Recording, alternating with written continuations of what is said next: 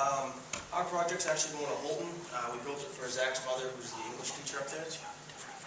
She had a few things that she had in mind. She wanted transparent on all sides. She wanted to be able to shut it off so it wasn't running at night. Have a well-built stand. There's going to be a bunch of little kids running around.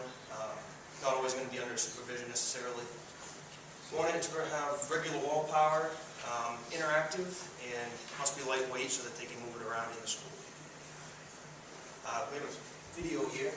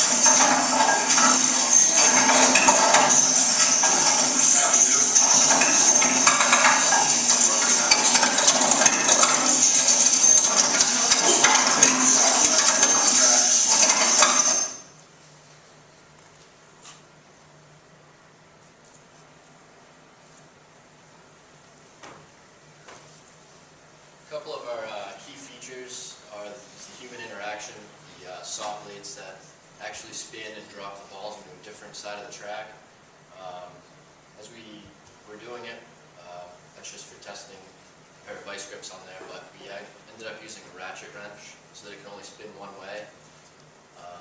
Our lifting mechanism is built out of mostly chainsaw parts.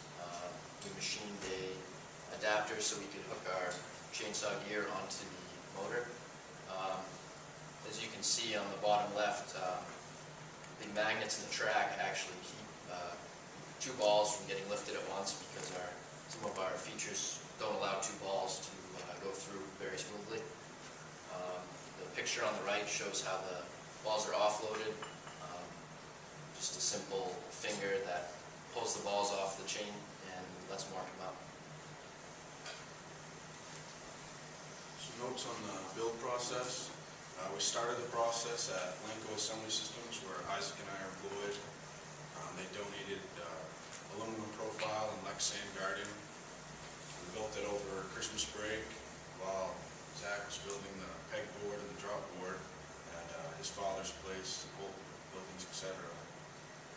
We then brought both parts together in Kyle's garage in Hudson where we completed the entire project. As Isaac stated, one of our big obstacles was lifting two balls at once with the magnets.